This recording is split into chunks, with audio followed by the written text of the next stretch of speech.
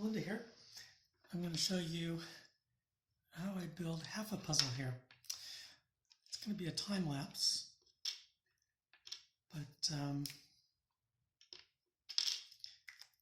so it probably won't matter too much what I talk about. What I just did there is put a green dot in the sticker, and that way I'll be able to tell this batch from any other batch. Anyway, here's how I install the magnets. There's a North Pole, here's a South Pole, South Pole again, North Pole, and this piece is finished.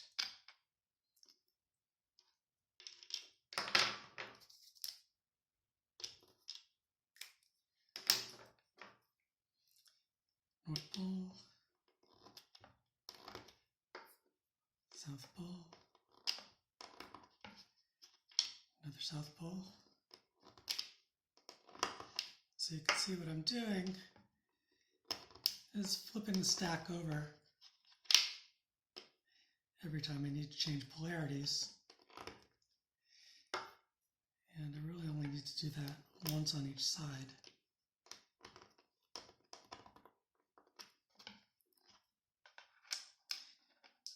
And the thing that's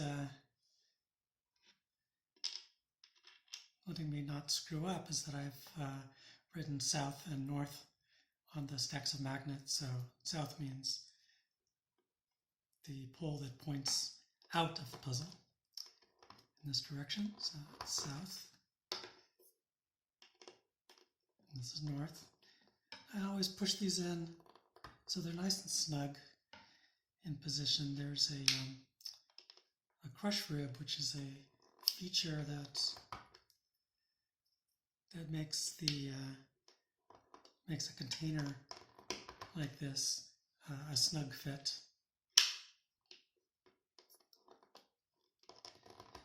And that's really only meant to hold the magnets in until the cubes are assembled. It takes 4 of these pieces to assemble one cube, and once they're all connected together into a cube, then the crush ribs will have done their job. At that point, it shouldn't be possible for the magnets to get dislodged from their corresponding pocket here. So that's one full cube. It takes 4 pieces to make a cube. Now I'll show you how we put them together. So we'll line up one outer edge like that, and it makes a hinging action, you see? So it should hinge nice and smoothly right up until this turns flat. So that's one of the faces of the cube. So having them perfectly flat in this direction means they're correctly aligned. So now, when putting it together, and they're all different colors, you have to get the colors right. And it's always the third one that makes the difference. You can stick any 2 you want together first. The third one, there's a choice. It goes on one side or the other. So you have to figure that out. And once you do that, then the fourth one is forced. Now, you don't want to push these all the way closed on the third one. You just want to leave one edge open like that, so you can sort of push them all together at the same time. Got to get these aligned right too, so they go in a little bit overclockwise turned, and then they'll end up in their woven together correctly with the other pieces. And to be really, really gentle with the pieces, you would want to get all those gaps to be essentially the same size before you push them all together. The material is definitely tough enough that that's not really required, but here's the best case scenario. Now you see they're sort of all equally press together. Then we find like maybe the biggest gap and push it together like that. And now the whole piece is together. Oh, looks like I forgot to mark one of those pieces. Two of them. I've only marked two of them. Okay. These could be taken apart. I might as well do it right now. Hang on.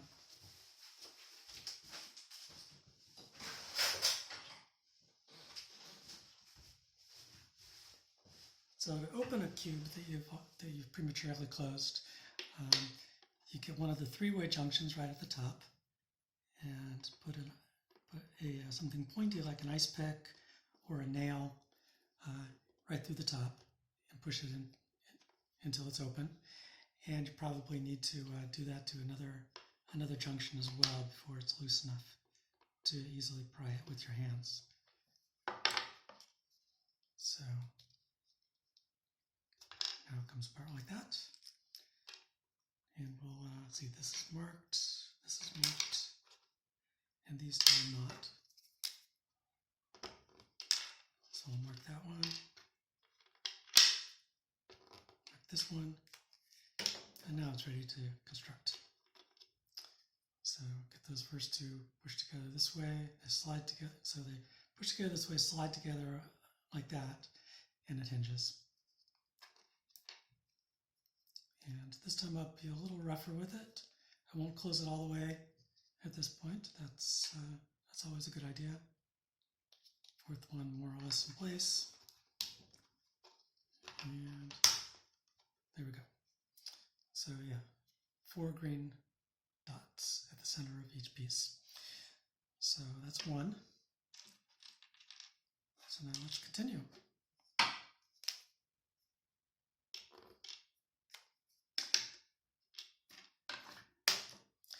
And this this pen I have here, I've taken the cartridge out, so I'm really just using that open hole surface to press right on the edge of the cylindrical piece. That's the highest part that's sticking up. And also, this is not ferromagnetic, so it's very good to use. You can use like a shave down a wooden chopstick, or use any other implement that's roughly the right shape.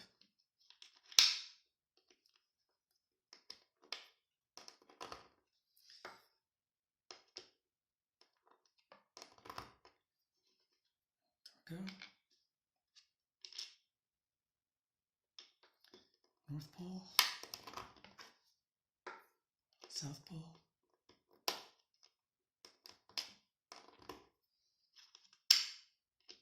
South Pole, North Pole.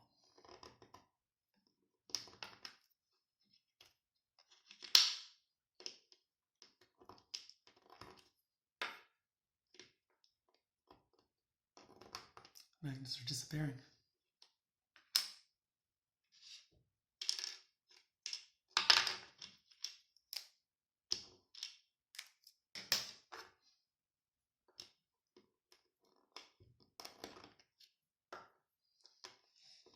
And I find this to be very relaxing. It's a little bit like knitting or something. You can do it fairly mindlessly. And it has a nice tactile feel to it, the way it creaks, and then of course the progress that you make, you get to see steady progress.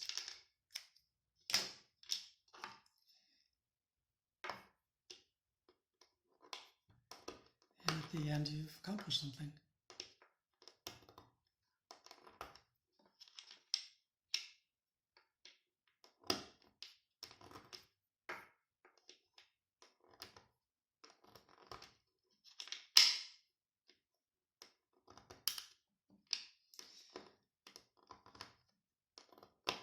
So it seems right now to be taking about 30 seconds to do a piece.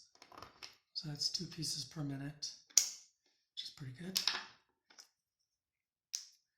That means you could actually do the entire puzzle in half an hour, which is very nice. So if you got really fast at it, you could maybe get to a whole thing in about 45 minutes. Now, one thing I want to know is that one, when I pressed it together, it sort of screwed up the little ramp that the hooks sit on. And so here's an edge here. You can feel along the edges, and if you find any sort of sharp bump, let's see, where did it go? Here it is.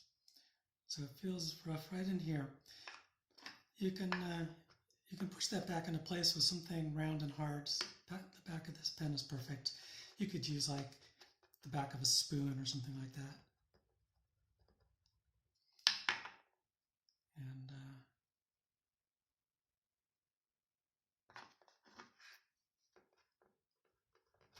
And it should just completely fix that. So yeah, now it feels very smooth. And I need more magnets. So I just pull it from my stack here, turn it in half, and there you go. So onward. I think I should mark them all at the same time. That'll be a little faster. Of course, you're not going to be marking anything when you build a puzzle because it's not going to be transparent. And you probably wouldn't want this. But for now, I just want to be able to tell the pieces apart.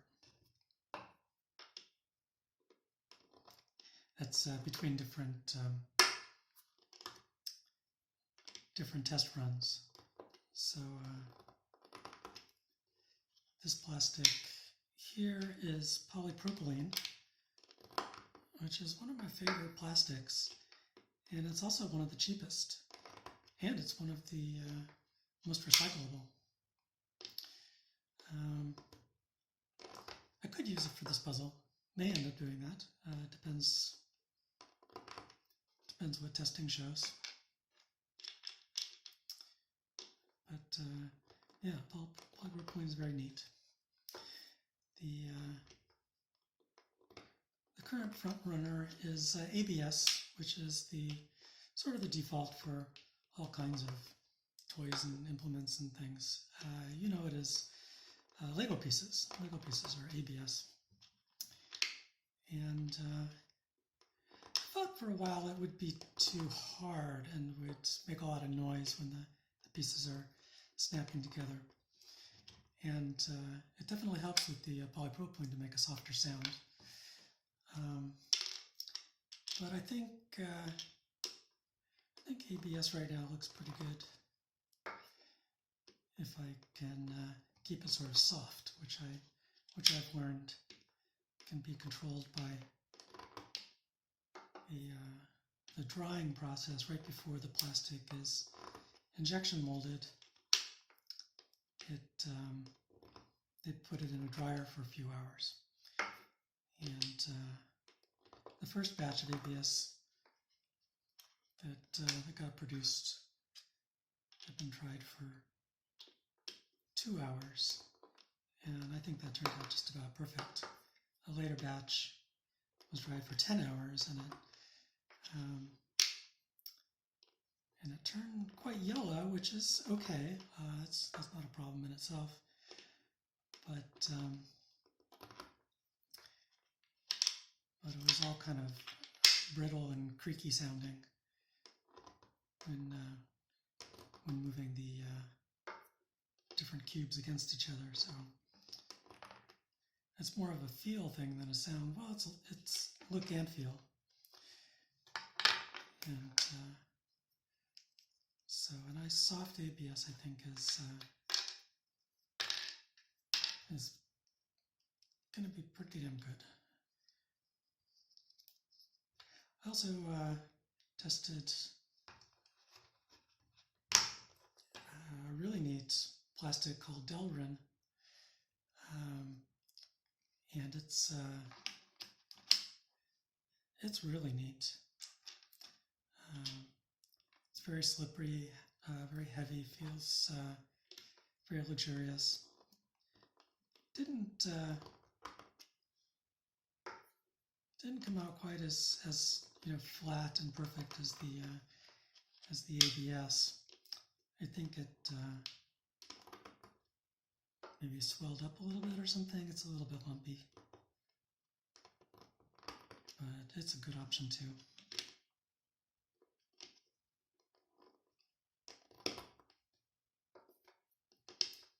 It's also pretty neat how clear the polypropylene gets. I didn't know it could do that. I've only seen colored polypropylene.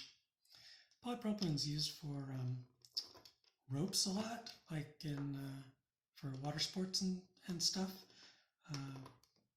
Probably like I bet tow ropes for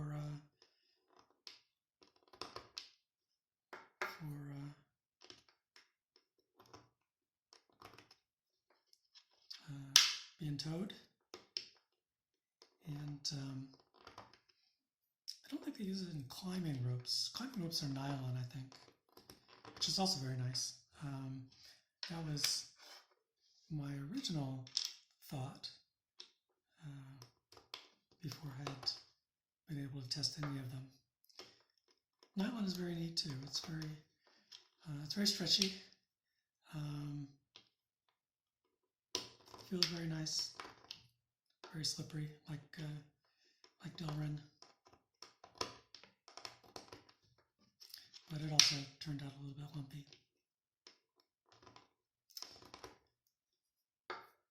And polypropylene is also used in a lot of like bottles or bottle caps, I bet, especially. Like medicine bottles, that kind of thing, or yeah, pretty much any kind of screw top. I think it's highly probable that it's polypropylene. I think polypropylene, it's on the recyclables, you'll see the little recycling number. That means the plastic type, and I think 1 is polypropylene. Maybe it's 2. It's definitely one of the main ones, and you should definitely try to recycle polypropylene when you can.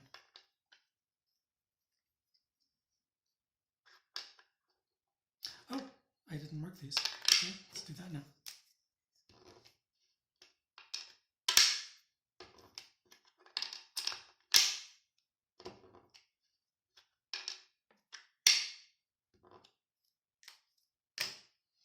Okay, now let's put this thing together.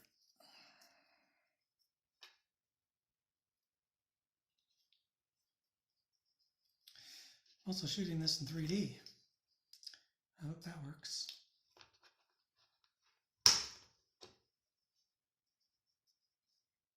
Yep, perfect. All right, let's mark them all first.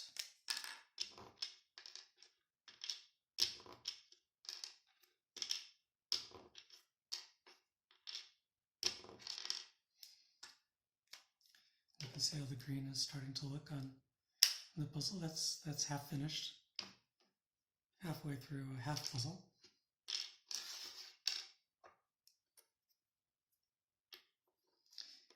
Magnet's getting low again. Is this thing still recording? Yep, looks like it. Good job.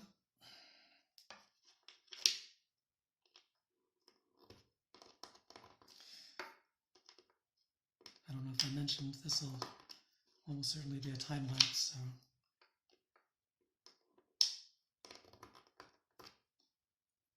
you likely are not going to hear what I'm saying, and I kind of like that.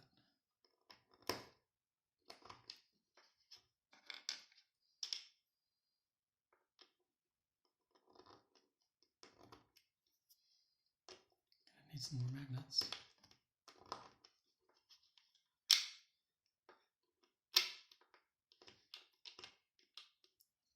The magnet won't go in here because I have a magnet mounted inside, and it's conflicting with this one. It's telling me that I was trying to put the South Pole into a North Pole, and it's just not letting me.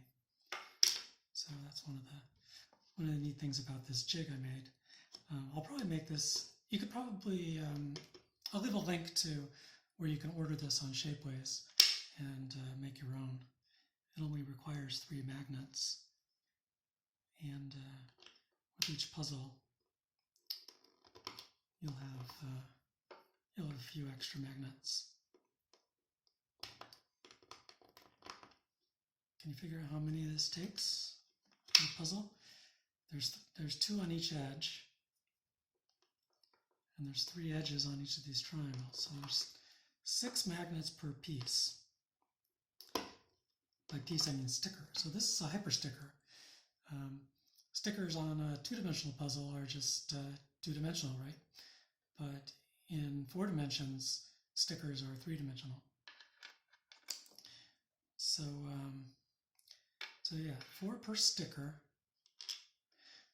There's, or I should say 4 per cube. There's 8 cubes per half cube, so 16 cubes altogether. So it's 6 times,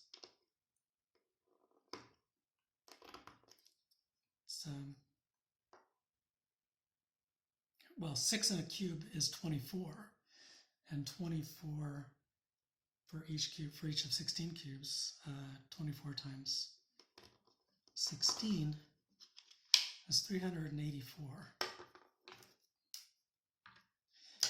And so it's 384 magnets just to make one puzzle. That's also an interesting number, by the way. 384 is exactly double 192, which some math enthusiasts will recognize as the number of symmetries in a 4-dimensional cube. And this whole thing is basically a kind of 4-dimensional cube. So that's kind of neat. Actually, the first version of the puzzle I constructed with magnets only had half this number, so I was using the literal symmetry number for the 4-dimensional cube on my first 4D twisty puzzle. And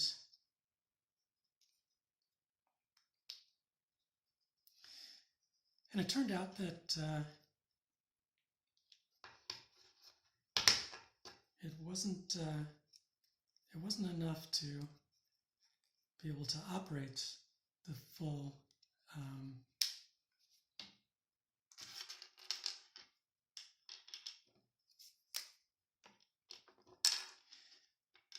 puzzle. Once you do a, it looks like it works just fine, and you can do a gyro and do a couple of rotates and stuff, but suddenly you run into a twist that the puzzle won't let you make.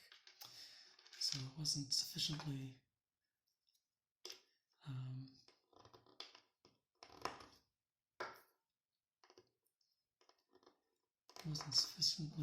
what's the word for it?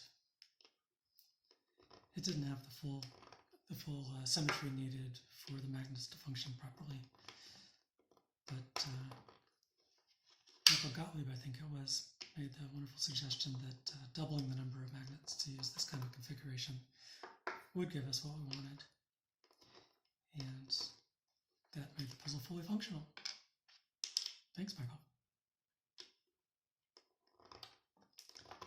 Would have been neat, though, if it was 192. Actually, it could be made 192 if I could put a magnet in sideways along this direction. You could use sort of like one bar magnet that would count for both of the magnets that I'm putting in now on each edge.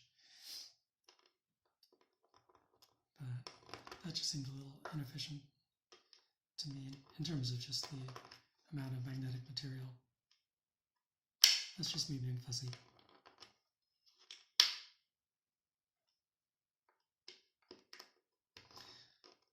But I like the way it snaps together. These puzzles are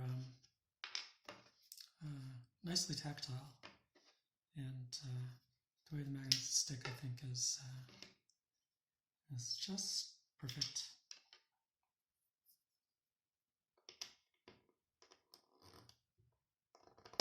So what we got left? So this is one piece, 2, 3, so 3 cubes to go. Well, you can see that right there pretty easily. Won't be long.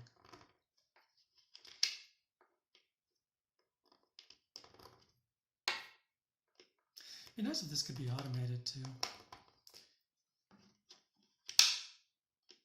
I didn't want to worry about that in the first version, but ultimately that would be a very nice thing to do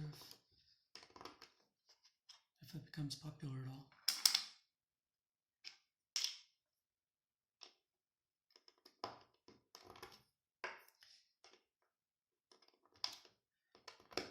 At the moment, I could be about 2 to 4 weeks away from doing my first production run. And I can't tell you how exciting that is. Can't wait to see a fully colored puzzle using the injection molded design. This stuff is tough.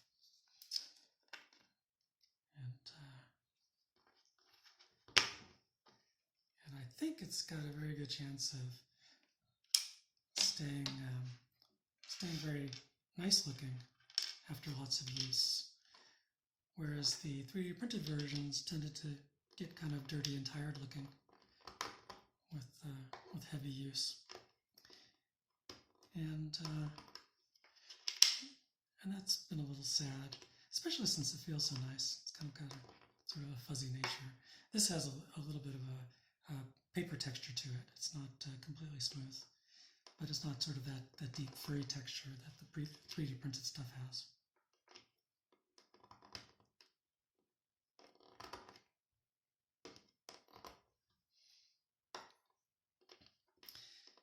And I rejuvenated my personal cube a while ago by stripping off the top coat and a bit of the color coats using acetone. Came off pretty quick, and it gave the pieces a sort of like faded denim look, which is kind of neat. And then I put a fresh clear top coat, and I think it worked pretty well. But I would really like it if people didn't have to try to refurbish puzzles. In other words, if they just last forever. And I think that's entirely possible. The main things you want to be careful about are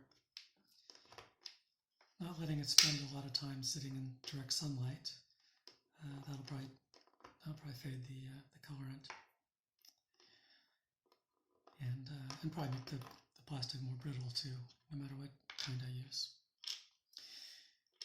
And you probably want to try not to drop it in water, so the magnets don't corrode or anything.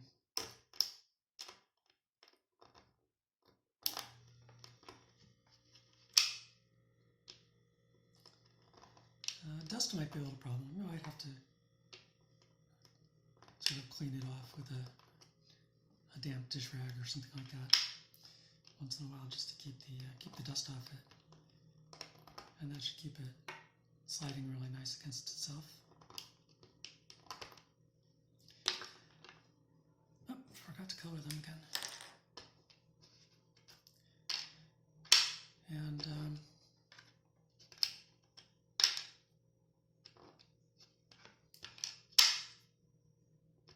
help to keep your hands clean too, although I don't think that's that very important with this version.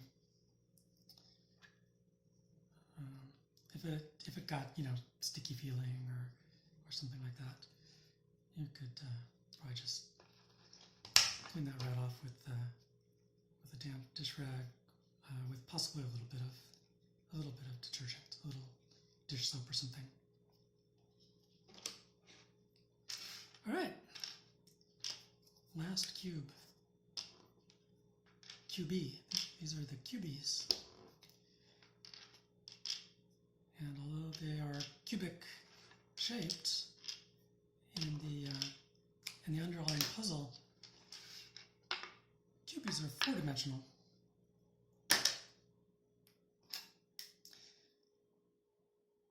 Which is kind of neat. So each of these is a tesseract. It's a tiny little tesseract.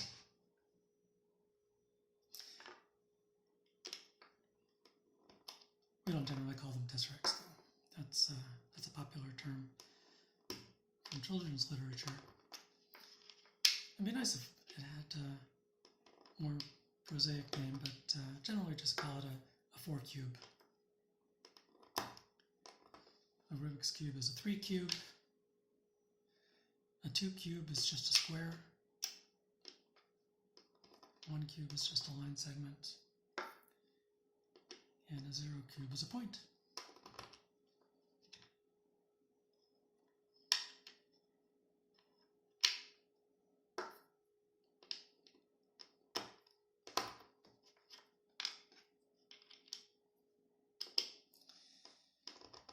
Be interesting to see how long this took.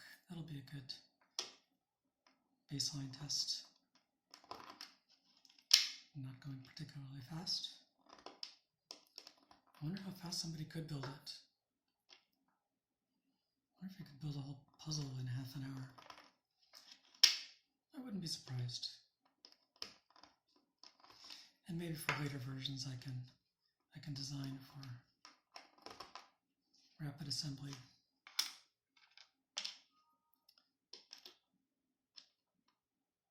Not time to think about it now. Now I need a puzzle that I can put in people's hands. So many people waiting for so long.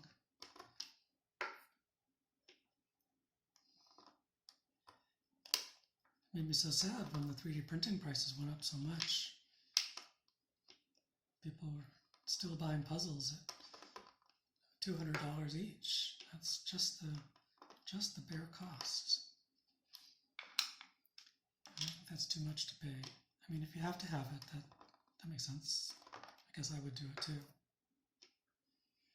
But this will be so nice to be able to have a cheaper and better puzzle to replace that.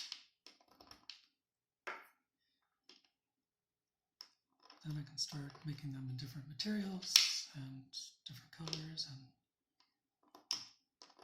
glow in the dark. I don't know.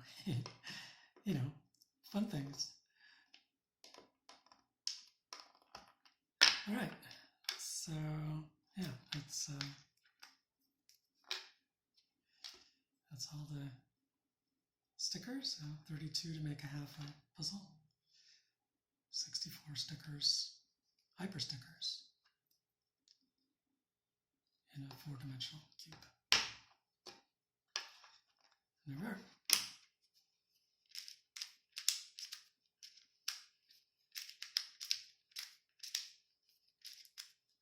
Looks kind of weird with the green. I kind of like that. Huh?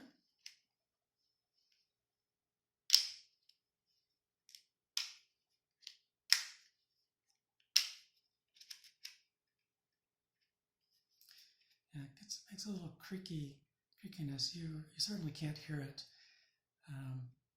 but it goes in little jerks like that when you sort of mush in circles around the magnets. Oh, I can show you. Here's stickers for that yellowed ABS I was talking about. And that also does the same kind of creakiness. Looks like teeth, right? It's about the yellowness of human teeth. That's a little too brittle, I think. Anyway, so there we are, end of the video. We have half a puzzle in clear, uncolored polypropylene. It's nice. Thank you very much.